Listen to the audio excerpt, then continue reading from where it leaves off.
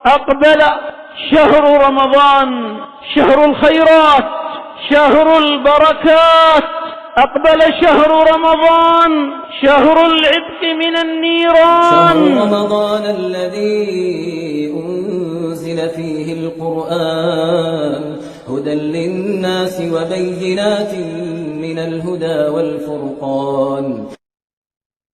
إن الحمد لله نحمده ونستعينه ونستغفره ونعوذ بالله من شرور أنفسنا ومن سيئات أعمالنا.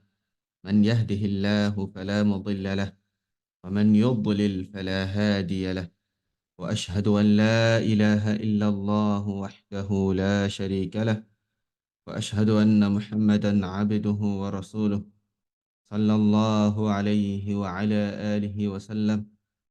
أما بعد، فإن أصدق الحديث كتاب الله، وأحسن الهدي هدي محمد صلى الله عليه وعلى آله وسلم، وشر الأمور محدثاتها، وكل محدثة بدعة، وكل بدعة ضلالة، وكل ضلالة في النار. أما بعد، السلام عليكم ورحمة الله وبركاته. إليني التسواج لتن ترى شهر رمضان آداب وأحكام، الشيخ إمام ابن علي الأثري حفظه الله تعالى. أول لي فضائل الصيام.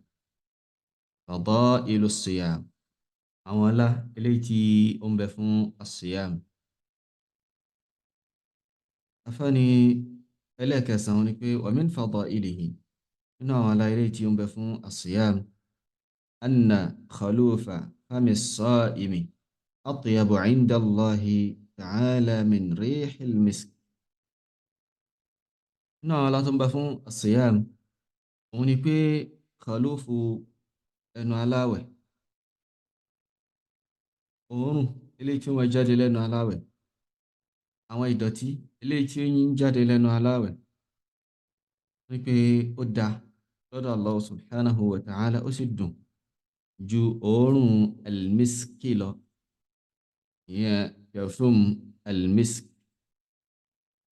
wọ́n ní fa fi sahihayn, nínú as-sahihan, sahihu al-Bukhari àti sahihu Muslim, من حديث أبي هريرة رضي الله عنه عن النبي صلى الله عليه وعلى آله وسلم قال: والذي نفس محمد بيده لخلوف فم الصائم أطيب عند الله يوم القيامة من ريح المسك.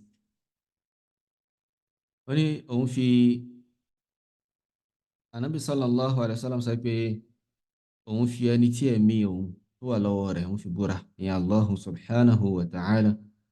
Ọlọ́run fi Allahu Jalla wa Ala òun fi búra wípé khulufu ẹnu aláwẹ̀, ìdọ̀tí eléyìí tó wà lẹ́nu aláwẹ̀, òórùn eléyìí tí ó jáde lẹ́nu aláwẹ̀, ó dùn, ó dáa lọ́dọ̀ Allahu subhanahu wa ta'ala tó bá di ọjọ́ gbẹ̀dẹ̀ al-qiyamah ju òórùn al-misk lọ. wọ́n ní qala ibn Abdil Barri fi at-Tamhid. الإمام ابن عبد البر رحمه الله تعالى أصل ترى التمهيد. التمهيد وجه شرح فون الموطأ في الإمام مالك رحمه الله تعالى. فإنه شرح مجناني ابن عبد البر عليه رحمة الله نيواني لوري الموطأ على كوني التمهيد، على كوني التمهيد. ẹlẹ́ẹ̀kejì òun ni alistidhkar. ẹlẹ́ẹ̀kejì ni alistidhkar. tó at-tamhidi yìí orúkọ rẹ̀ tí wọ́n sọ tó complete òun ni at-tamhidu lima fi al-muwatta'i min al-ma'ani wal-asanid. التمهيد لما في الموطأ من المعاني والأسانيد. الإمام ابن عبد البر رحمه الله تعالى ni wọ́n ṣe tírà náà. So tírà ẹlẹ́kejì òun ni al-istidhkar al-istidhkar al-jami'u limadhahib fuqaha al-amsar wa ulama al-aqtar bima tadammanahu al-muwatta'u min ma'ani ar-ra'yi wal-athar wa sharhu dhalika kullih bil-ijaz wal-ikhtisar. So al-imam ibn Abd al-Barr alayhi rahmatullah ni wọ́n ṣe tírà méjèèjì láti fi ṣe khidma tírà al-Muwatta ti al-imam Malik rahimahullahu ta'ala.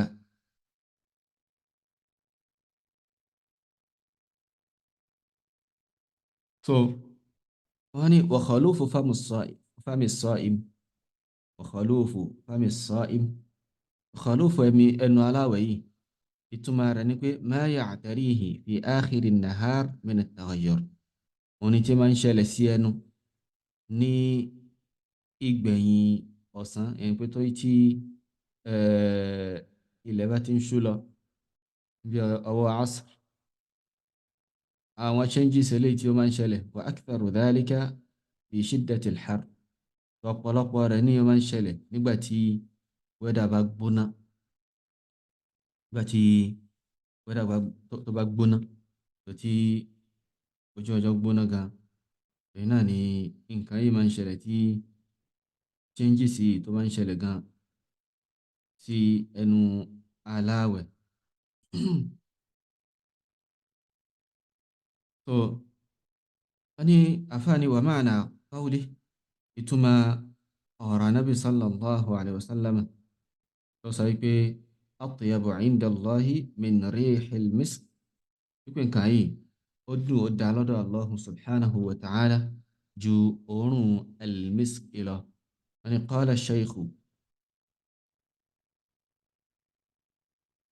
qala shaykhu محمد بن صالح العثيمين كما في مجموع فتاواه. الشيخ محمد بن صالح العثيمين رحمه الله تعالى وصى بشو أنه مجموع فتاواه. قال بعض أهل العلم في شرح ذلك، أفكنا علماء نبي على أرى النبي صلى الله عليه وسلم تصيب أطيب عند الله من ريح المسك، يعني لأنها من آثار الصيام، nítorí pé khalofu yìí ní tó ń jáde lẹ́nu aláwẹ̀ yìí nínú àwọn orípa ààwẹ̀ ni. fakanat tayyibatan inda Allahi subhanahu wa ta'ala, torí ẹ̀ ló fi jẹ́ nǹkan tó dá tó dùn lọ́dọ̀ Allahu subhanahu wa ta'ala, wa mahbubatan lah, tó sì jẹ́ tí Allahu jalla wa ala tí ó nífẹ̀ẹ́ sí. wa hadha dalilun ala azimi sha'ni as-siyami inda Allah, wọ́n ní ẹ̀rí lélẹ́yìí jẹ́ lórí ipò ńlá, lórí bí ọlá ààwẹ̀ bó ṣe ga sí, bó ṣe tóbi sí lọ́dọ̀ Allahu subhanahu wa ta'ala. wọ́n ní wa min fadailihi, nínú àwọn ọlá tó ń bẹ fún as-siyam, òun náà ni pé annahu junnah, òun ni pé ààwẹ̀ ní junnah ni wa hisnun minan nar, ó tún wá jẹ́ his kúrò níbi iná. tó ó jẹ́ junnah, ó jẹ́ his ìṣọ́, gàgá iná ni, fẹ́ǹsì ni, in tó máa ń dáàbò bò yàn, iná ni ààwẹ̀ jẹ́ kúrò níbi iná. wọ́n ní fa fi sahihayn, nínú sahih al-Bukhari àti sahih Muslim, min hadithi Abi Hurairah, nínú hadithu Abi Hurairah, nínú hadithu Abi Hurairah radiyallahu anhu عن النبي صلى الله عليه وعلى آله وسلم، أن لا ترى النبي صلى الله عليه وعلى آله وسلم أنه قال، النبي صلى الله عليه وسلم سيقول الصيام جنة، الصيام جنة، آوني إشايناني، آوة جاجايناني، آوة protection إناني، انتو من دابو بويا إناني آوة. أفواني وقد ذكر بعض العلماء apá kan náà olùmọ̀ wọ́n sọ wọ́n mention pé anna as-sawma innama kana junnatan minan nar. wọ́n ní ọ̀nà tí ààwẹ̀ tó gbà jẹ́ júnnà kúrò níbi iná, ọ̀nà tí ààwẹ̀ gbà jẹ́ júnnà tó gbà jẹ́ ìṣọ́ kúrò níbi iná, òun ni pé li'annahu imsakun 'ani ash-shahawati, nítorí pé kíkáraró kúrò níbi àwọn adùn, kúrò níbi àwọn yòròyòrò iná ni. wan-naru mahfufatun bish-shahawat. so iná sì ní ntí tí wọ́n rọ kiri ká pẹ̀lú iná iná ni. gẹ́gẹ́ bá Nabi sallallahu alayhi wa ala alihi wa sallam gẹ́gẹ́ bí ó yẹ sọ pé huffatin nar bish-shahawat huffatil jannah bil makarih aw kama qala sallallahu alayhi wa ala alihi wa sallam. wọ́n ní pé iná ni wọ́n rọ kiri ká rẹ̀, ní tí wọ́n fi ṣe ọ̀ṣọ́ sí òun ni àwọn ní tó máa ń dùn, àwọn nǹkan gidi tẹ́ pé tí ẹ bá ń rí ìwé máa láìkẹ́. so bákan náà aljanna ni wọ́n fi ní tí wọ́n fi rọ kiri ká òun ni gbogbo nǹkan tí ẹ máa ń kórìíra tí èèyàn kì í fẹ́ ṣe, ní tí wọ́n fi rọ kiri ká iná nìyẹn. nítorí ẹgbà tí Allah subhanahu wa ta'ala tó dá aljanna tó dá iná tán, ó ní kí màláìka kan, ó dà kí màláìka Jibril alayhi salam, ó ní kí ó lọ wò. ṣùgbọ́n tó wá dé orí iná, ó ní pé òun ò lérò pé ẹnìkan kan máa là ń bẹ̀, òun ò lérò pé ẹnìkan kan ó là kúrò níbi wíwọ iná yìí, torí pé gbogbo ń tó rọ́ kiri ká rẹ̀, gbogbo tí ẹ̀mí máa ń nífẹ̀ẹ́ sí náà ni, gbogbo ń tó rọ́ kiri ká náà, gbogbo tí ẹ̀mí máa ń nífẹ̀ẹ́ sí ni. bákan náà ò lérò pé ẹnìkan yóò wọ aljanna yìí, nítorí pé kíni, nítorí pé gbogbo ń tó rọ́ kiri ká rẹ̀ òun ni tí èèyàn máa ń kórìíra. wọ́n ní pé falhasil, àfáàní tí agbàlérò tí a ń sọ ni pé annahu idha kaffa nafsahu 'ani ash-shahawati fi dunya, wọ́n ní pé téèyàn tó bá mú ẹ̀mí rẹ̀ ró, tó ṣọ́ ẹ̀mí rẹ̀ kúrò níbi àwọn adùn ní ilé ayé, kana dhalika satiran lahu minan nari fil akhirah, nǹkan yẹn yóò jẹun tí ó ṣọ́ kúrò níbi iná tó bá di ọjọ́ ìgbéda al-qiyamah, ní ọjọ́ ìkẹyìn.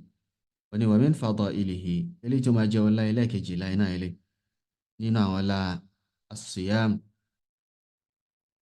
nínú àwọn ọlá eléyìí tó ń bẹ fún as-siyam, wọ́n ní pé annahu yuba'idu sahibahu 'ani an-nar, a máa gbé aláwẹ̀, a máa gbé jìnnà sí iná. wa fi as-sahihayni min hadithi abi sa'idin al-khudriyyi radiyallahu anhu, nínú sahihan nínú hadithu abi sa'id al-khudri yanu allahu kuma ba, عن النبي صلى الله عليه وعلى آله وسلم أنه قال، هو لا ترى نبي صلى الله عليه وعلى آله وسلم يقول ما من عبد يصوم يوما في سبيل الله، وسيرك يقباوي لجوك سجون الله سبحانه وتعالى، يقباوي لجون الله سبحانه وتعالى إلا باعد الله بذلك اليوم وجهه عن النار 70 خريفا. àfi kí Allah subhanahu wa ta'ala kí ó mú jìnnà, ó mú ojú rẹ̀ jìnnà sí iná nítorí ọjọ́ tó gbà wọ̀nyẹn. Allah subhanahu wa ta'ala yóò fi àwẹ̀ ọjọ́ yẹn yóò fi mú ojú rẹ̀ jìnnà sí iná 70 kharifan, so 70 years. ẹni pé kí ojú rẹ̀ orí iná báyìí, ojú rẹ̀ àti iná báyìí 70 years náà ni ó wà ní àárín wọn. ẹni pé ìrìn 70 years iná ni yóò wà láàrin wọn àti iná. afáàní wa qawluhu, ọ̀rọ̀ anábì sallallahu alayhi wa sallam tó sọ pé 70 kharifan ay 70 sana, ẹni pé 70 years. wọ́n ni wa rajjaha ba'du ahli al-ilmi, apá kan náà olùmọ̀ àwọn sọ pé tí hadith yìí tó ń túmọ̀ sí lọ́dọ̀ táwọn wọ́n ní pé annal maqsuda bis-sawmi fi sabilillah, wípé tí wọ́n gbà lérò pẹ̀lú ààwẹ̀ sójú ọ̀nà Allah subhanahu wa ta'ala, wọ́n ní as-sawmu fil jihad, gbígbààwẹ̀ lásìkò jihad, àsìkò tí a wà lójú ọ̀nà Allah subhanahu wa ta'ala tá ń jagun, kí ẹ wá wà ní orí àwẹ̀ lásìkò ogun, lásìkò tí èèyàn ń fèsì ọ̀tá wá tún máa gbààwẹ̀. Wọ́n ní pé tí hadith yìí ó gbà lérò iná ni pé ma min abidin yasumu yawman fi sabilillah illa ba'ada Allahu bidhalika al-yawmi wajhahu 'ani an-nari 70 kharifa. وعن قال النووي رحمه الله في شرح صحيح مسلم. الإمام النووي عليه رحمة الله وصى إنه شرح صحيح مسلم والتي وفين أفضل شرح لصحيح مسلم. تيرات وفين داجونا تيرات شلعي صحيح مسلم هنا نترى الإمام النووي عليه رحمة الله نقول قرني المنهاج في شرح صحيح مسلم في شرح صحيح مسلم ابن حجاج. المنهاج في شرح صحيح مسلم ابن حجاج. وني فيه بأنه حديثي wọ́n fẹ́ mú ẹ̀rí wá, wọ́n fẹ́ mú ìtọ́ka wá lọ́dọ̀ àwọn olùmọ̀ tó ń tọ́ka sí pé ààwẹ̀ tó wà nínú hadith yìí òun ni kíyàn gba ààwẹ̀ ní àsìkò jihad, lásìkò tí yàn jagun lọ́wọ́. wọ́n ní pé fíhì ó ń bẹ nínú hadith yìí fadilatu siyami fi sabilillah, níní ọlá gbígba ààwẹ̀ lójú ọ̀nà Allah subhanahu wa ta'ala. wọ́n ní wa huwa mahmulun ala man la yatadarraru bih. So eléyìí sì ni wọ́n gbé lórí pé ẹni tí ò bá ní kópa lára tí gbígbààwẹ̀ lásìkò jíjagun, lásìkò jihad tí ò bá ní pa lára iná kì í ṣe pé ó gbèyàn. ìgbọ́n tó bá wù pé òun lè gbààwẹ̀ kóun dẹ̀ wà lójú ogun kò sí wàhálà. wala yufawwitu bihi haqqa, tó lè jẹ́ pé gbígbààwẹ̀ yẹn kò ní mú fi ìwọ̀ kan ráre nínú ìwọ̀ jihad tí wàá lè tà sá pé ti rẹ̀ mí tí wàá sá lọ, àbí kò ní lè strike àwọn ọ̀tá gẹ́gẹ́ bó ṣe yẹ. ni wala yaqtallu bihi qitaluhu, bákan náà ìjà rẹ̀ tó fẹ́ jà kò ní ní ààyè, tó kò ní fi ọyẹ pẹrẹ mú ìwọ̀ kan náà àwọn ìwọ̀ ẹ̀sìn látara pé ń gbààwẹ̀. bákan náà ìjà tó ń jà náà, ojú ogun tó wà náà kò ní ṣe kí ni, kò ní kó ààyè bá àwẹ̀ tó ń gbà, kò ní kó ààyè bá ìjà tí ó lọ jà. wala ghayruhu min muhimmati ghazwihi, àbáwọn nǹkan tó jẹ yàtọ̀ sí àwọn eléyìí nínú àwọn in tí ó jọ́ràn yàn, nínú àwọn nǹkan tó ṣe pàtàkì fún jagunjagun, nínú àwọn nǹkan tó ṣe pàtàkì láti ṣe lójú ogun. so wọ́n ní pé eléyìí tó wá gbẹ̀yìn tí ṣe al-fadilatu ath-thalithata ashar, ọlá ẹlẹ́ẹ̀kẹtàlá. wọ́n ní wa min fadailihi, nínú àwọn ọlá as-siyam, wọ́n ní pé annahu li'idhami ajrihi ja'alahu Allahu ta'ala kaffaratan 'an irtikabi ba'd al-mahdhurat. wọ́n ní pé látara bí ọlá rẹ̀ bó ṣe tó, bó ṣe gbọngbọ́n tó yìí, Allahu subhanahu wa ta'ala ó ṣe ààwẹ̀ ní kàfàrà ìtanràn fún apá kan náà àwọn mahdhurat, àwọn àìṣedéédé kọ̀ọ̀kan, àwọn ẹ̀ṣẹ̀ kọ̀ọ̀kan nínú ẹ̀sìn. wọ́n ní mithalu dhalik, àpèjúwe eléyìí òun ni kàfàratu fidyati al-adha, kàfàratu fidyati al-adha, kàfàrà ìtanràn al-adha. al-adha níbi in tí wọ́n gbà lérò pẹ̀lú ẹ̀ òun náà ni kíyàn fa irun, kíyàn gé èékánná, kíyàn bo orí pẹ̀lú báyìí lápèjúwe àwọn tí máa ń lẹ̀ mọ́ orí, tàbí kí ọkùnrin wọ aṣọ ríran báyìí.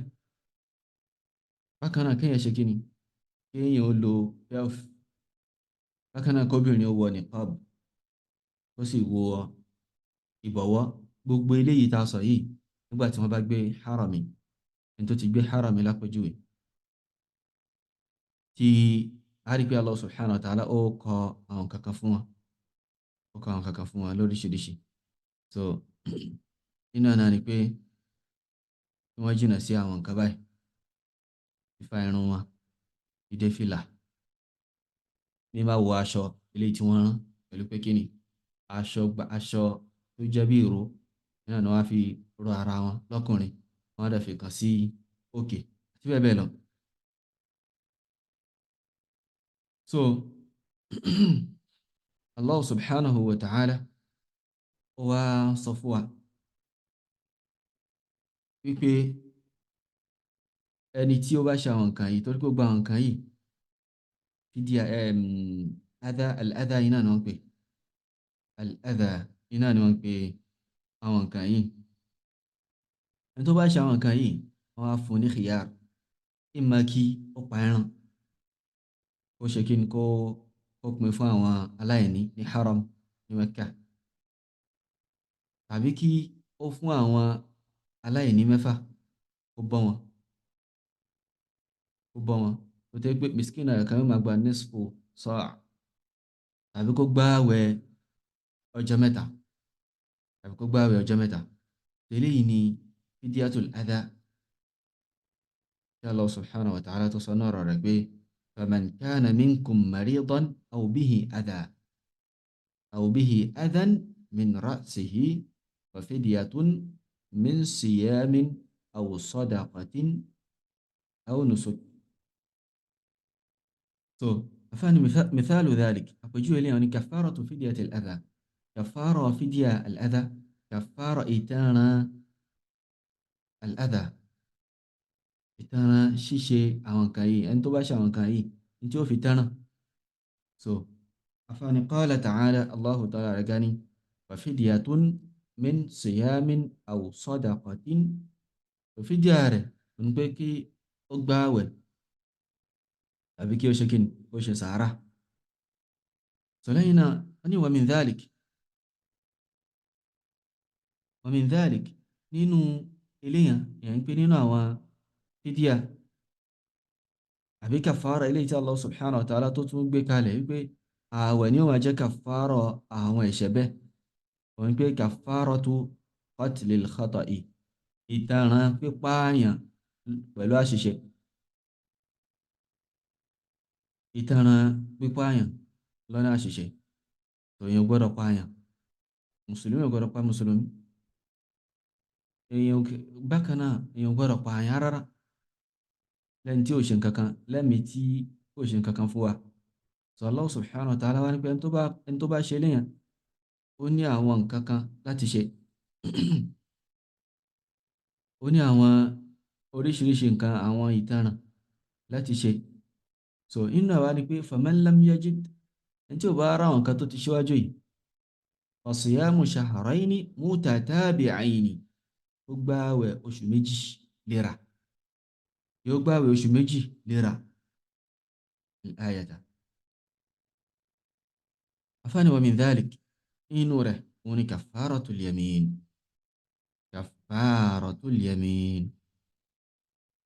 òun ni kafara al-yamin. So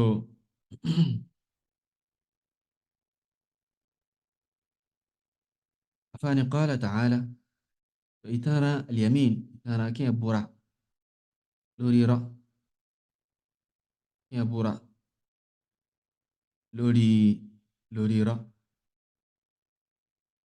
So Allah subhanahu wa ta'ala ní pé faman lam yajid, ẹni tí ó bá tó wá rí àwọn ìtara tó ti rí kọjá yìí, ẹni tí ó bá rí wọn, torí pé aláwọ̀kọ́ òun ni it'amu 'asharati masakin min awsati ma tut'imuna. So kéèyàn bọ́ àwọn aláìní 10, aláwọ̀kọ́ iná nìyẹn. ẹlẹ́kejì ni kiswatu 'asharati masakin, kí a dáàbò, kí a pèsè wíwọ̀ aṣọ fún aláìní 10. So ẹlẹ́kẹta òun ni itqu raqaba. so kéèyàn bọ́kùn lọ́rùn ẹrú lọ́kùnrin àbí lóbìnrin. So ẹlẹ́ẹ̀kẹrin tó ń wá ní pé kíni kéèyàn gba àwẹ̀, kéèyàn gba àwẹ̀. Allah subhanahu wa ta'ala ní faman lam yajid, ẹni tí ò bá wá rí àwọn tó ti ṣíwájú yìí, tí ò bá rí wọn, tí ò bá rí lé ó lè ṣe lé, tí ò bá rí lé ó lè ṣe lé, tí ò bá rá àwọn mẹ́tẹ̀ẹ̀ta yìí, fa siyamu thalathati ayyam, ó gba àwẹ̀ ọjọ́ mẹ́ta, ó gba àwẹ̀ ọjọ́ mẹ́ta. Ṣé eléyìí ibi tí àwọn fadailu siyam ibi tó parí sí náà ní eléyìí. Ibi náà ni àǹfààní láti dúró sí bi'idhnillahi azza wa jal. Allahu ta'ala a'la wa a'lam. Subhanaka Allahumma wa bihamdik. Ashhadu an la ilaha illa ant. Astaghfiruka wa atubu ilayk. Assalamu alaikum wa rahmatullahi wa barakatuh.